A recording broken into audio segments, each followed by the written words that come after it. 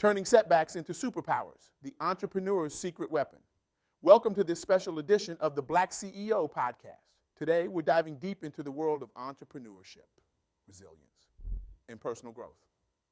I'm thrilled to share with you the incredible insights I've gained from my recent conversation with Joan Montreuil, a visionary entrepreneur whose journey has not only transformed businesses, but has also touched countless lives. Joan Montreuil isn't just another successful business person. She's a force of nature, a beacon of hope for aspiring entrepreneurs, and a living testament to the power of perseverance. Her story isn't just about building companies. It's about rebuilding lives, reshaping industries, and redefining what's possible in the face of adversity. Before we dive in, I want you to take a moment and ask yourself, what if the very things you perceive as your greatest weaknesses could become your most powerful strengths? What if every rejection, every failure, every moment of doubt was actually a hidden opportunity for extraordinary growth? These aren't just hypothetical questions. They're the foundation of Joan Montreuil's philosophy, a philosophy that has not only led her to remarkable success, but has also inspired a new generation of entrepreneurs to embrace their challenges and transform them into triumphs. Now, let's embark on this journey together, exploring the invaluable lessons from Joan's experiences and discover how we can apply them to our own lives and businesses. Lesson 1, the power of perspective. Imagine standing in front of a group of investors, your heart pounding, palms sweaty, as you prepare to pitch your life's work. You've poured your soul into this project, sacrificed countless hours, and now, silence. Then one by one, they shake their heads. No, not interested. Too risky. For many, this scenario would be devastating, but for Joan Montreuil, it was a turning point. She shared with me a pivotal moment in her early career when she faced a string of rejections that would have crushed most aspiring entrepreneurs. But instead of seeing these no's as the end of her dream, she chose to view them as the beginning of something greater. Each rejection, Joan told me, her eyes sparkling with the memory, was like a chisel, sculpting my idea into something stronger, more refined. I realized that these investors weren't rejecting me, they were challenging me to be better. This shift in perspective is more than just positive thinking. It's a fundamental reimagining of what failure means. Joan took each piece of feedback, each doubt raised, and used it to refine her business plan, improve her pitch, and ultimately create a proposition that was impossible to ignore. But here's the kicker. This approach isn't just about business. It's a life philosophy. How many times have we let rejection define us? How often have we allowed setbacks to halt our progress rather than propel us forward? Joan's experience teaches us that our power lies not in avoiding failure, but in how we respond to it. It's about developing what she calls rejection resilience, the ability to bounce back stronger, wiser, and more determined after every no. Now, lesson 2, the art of adaptability. Now, let's talk about something that might make some of you uncomfortable. Change. In today's rapidly evolving business landscape, the ability to adapt isn't just an asset, it's a necessity for survival. Joan shared a story that perfectly illustrates this point. At the height of her company's success, she noticed a subtle shift in market trends. While her team celebrated their achievements, Joan was already planning their next move. Success can be a lousy teacher, she said with a wry smile. It can lull you into a false sense of security, but the moment you stop evolving is the moment you stop becoming obsolete. Against the advice of her board and the protests of her team, Joan made the bold decision to overhaul their entire business model. It was a move that seemed crazy at the time. Why fix what isn't broken? But Joan understood something fundamental about entrepreneurship. The best time to disrupt yourself is when you're at the top. This decision wasn't just about changing strategies. It required a complete shift in mindset. Joan had to inspire her team to let go of what had brought them success and embrace the unknown. It was a period of intense learning, occasional chaos, and more than a few sleepless nights. But the results? They were nothing short of revolutionary. Not only did the company maintain its market position, but it also opened up entirely new avenues for growth that they hadn't even imagined before. The lesson here isn't just about being willing to change. It's about actively seeking out opportunities for transformation. It's about cultivating a mindset that views change not as a threat, but as an exciting challenge. Lesson 3, the customer-centric revolution. Now, let's shift gears and talk about something that's at the heart of every successful business, the customer. In an age where consumers are bombarded with choices, Joan Montreuil has a refreshingly simple philosophy. Fall in love with your customers' problems, not your solutions. This might sound counterintuitive. After all, isn't entrepreneurship about coming up with brilliant solutions? But Joan's approach flips this on its head. She shared a fascinating story about how this mindset led to one of her company's biggest breakthroughs. It started with a series of customer complaints, the kind that many businesses might dismiss as minor inconveniences. But instead of brushing these off, Joan saw them as golden opportunities. She assembled a team with a single mission: dive deep into these complaints and understand the root problems behind them. What they discovered was eye-opening. The issues customers were facing weren't just product-related, they pointed to a fundamental gap in the market. Armed with this insight, Joan's team didn't just improve their existing product, they created an entirely new solution that addressed needs customers didn't even realize they had. The result? A product that not only solved the immediate problems, but also opened up an entirely new market segment. Sales skyrocketed, customer satisfaction went through the roof, and competitors were left scrambling to catch up. But here's the real magic of this approach. It transformed Joan's relationship with her customers. They weren't just buyers anymore. They became partners in innovation.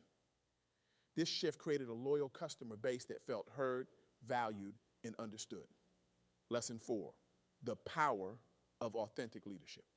Let's talk about something that's often glossed over in business success stories: vulnerability. In a world obsessed with projecting strength and infallibility, Joan Montreuil takes a radically different approach. She believes that true leadership strength comes from authenticity, and that includes embracing your vulnerabilities. Joan shared a story that beautifully illustrates this point. During a particularly challenging period in her company's growth, they faced a significant setback. The easy path would have been to downplay the issue, to put on a brave face and pretend everything was fine. Instead, Joan chose radical transparency. She called an all-hands meeting and laid out the situation in stark, honest terms. She shared her concerns, her fears, and most importantly, her commitment to finding a way through together. I remember feeling terrified, Joan recalled. I thought I might be signing my own resignation letter, but something incredible happened. Instead of losing faith in her leadership, the team rallied. Employees who had never spoken up before came forward with ideas. People from different departments started collaborating in new ways. The sense of shared purpose was palpable. This moment of vulnerability didn't just solve the immediate crisis, it transformed the company culture. It created an environment where people felt safe to take risks, to admit mistakes, and to bring their whole selves to work. But Joan's commitment to authenticity goes beyond crisis management. It's a daily practice that informs every aspect of her leadership style. She's not afraid to admit when she doesn't have all the answers. She openly shares her own learning journey, including her missteps and failures. This approach has a profound impact on her team. It fosters a culture of continuous learning and growth.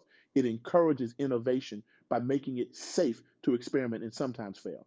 Most importantly, it builds deep, genuine connections, not just within the company, but with customers and partners as well.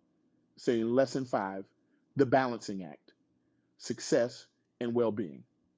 Now, let's address the elephant in the room, the cult of hustle that pervades much of the entrepreneurial world. You know what I'm talking about? The glorification of 80-hour work weeks, the sleep when you're dead mentality, the idea that burning out is somehow a badge of honor. Joan Montreuil has a message for all the hustle culture devotees out there. You're doing it wrong. She learned this lesson the hard way.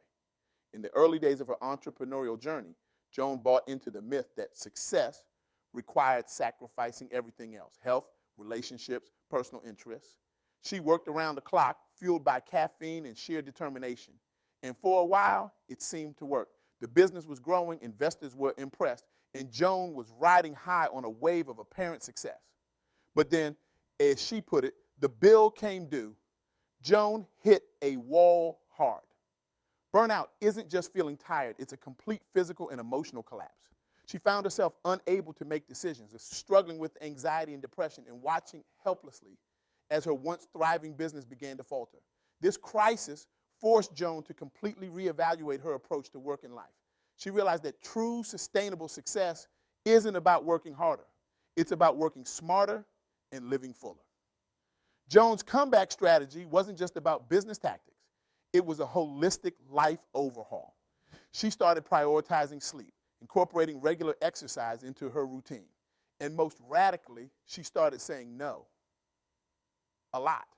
I had to learn that every yes to work meant a no to something else in my life, Joan explained. And some of those something else's were far too precious to sacrifice. But here's the kicker.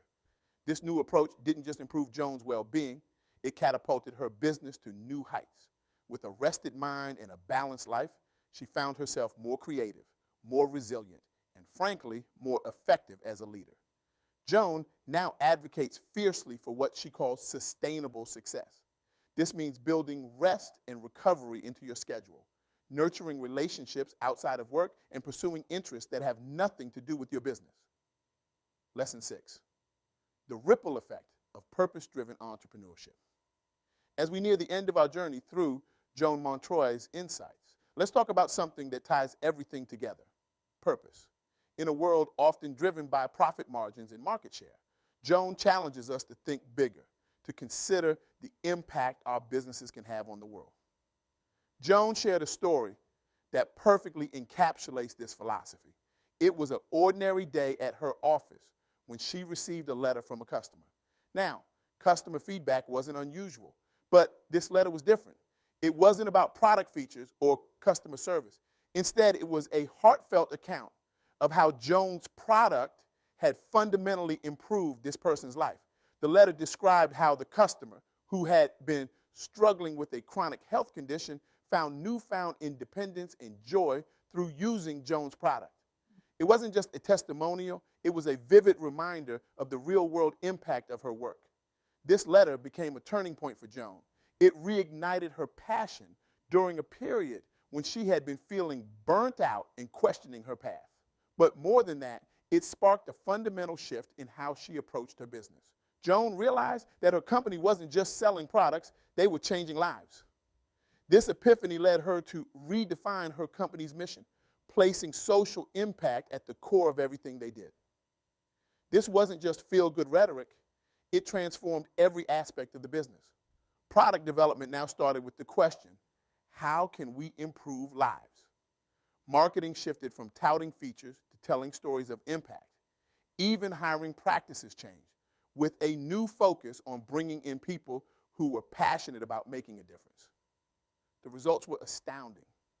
Employee engagement soared as people felt connected to a larger purpose.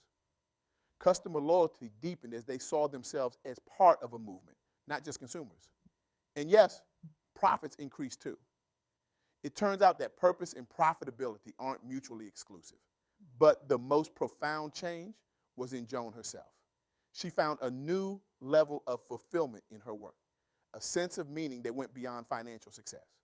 When you align your business with a greater purpose, Joan told me, her eyes shining with conviction, you tap into a wellspring of motivation and resilience that can carry you through any challenge. The call to action, your turn to transform. As we come to the close of this journey through Joan Montreuil's extraordinary insights, I want to leave you with a challenge, a call to action that I hope will resonate in your hearts and minds long after this talk ends. We've explored how to turn rejections into refinement, how to adapt fearlessly in the face of change, and how to lead with authenticity and vulnerability. We've learned the power of customer-centric innovation, the crucial importance of balancing success with well-being, and the transformative impact of purpose-driven entrepreneurship. But here's the thing. These aren't just nice ideas to admire from afar. They're not abstract concepts meant for someone else, someone special or gifted. No, these are practical, powerful tools that each and every one of you can wield to transform your own lives and businesses. So here's my challenge to you. Choose one lesson from today's talk, just one, and commit to applying it in your life or business over the next 30 days. Are you struggling with rejection? Embrace it. Seek it out. Treat each no as valuable data, refining your approach with every setback. Is change making you uncomfortable? Good. Lean into that discomfort. Look for areas in your life or business that have become too comfortable and shake them up. Are you hiding behind a mask of invulnerability? Take it off. Share a struggle with your team. Admit to not having all the answers and watch as authentic connections blossom. Are you so focused on your product that you've lost sight of your customers? Flip the script. Fall in love with their problems. Obsess over their needs.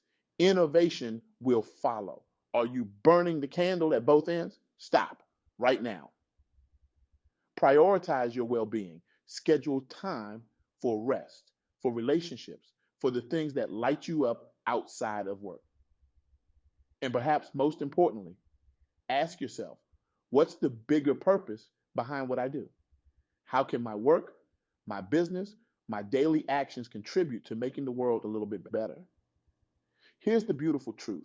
Entrepreneurship isn't just about building successful businesses. It's about building a better world. It's about taking the challenges we face personally and collectively and transforming them into opportunities for growth, innovation, and positive change. You have that power right here or right now. You have the power to turn your setbacks into superpowers, to transform your struggles into strengths, to use your business as a force for good in the world.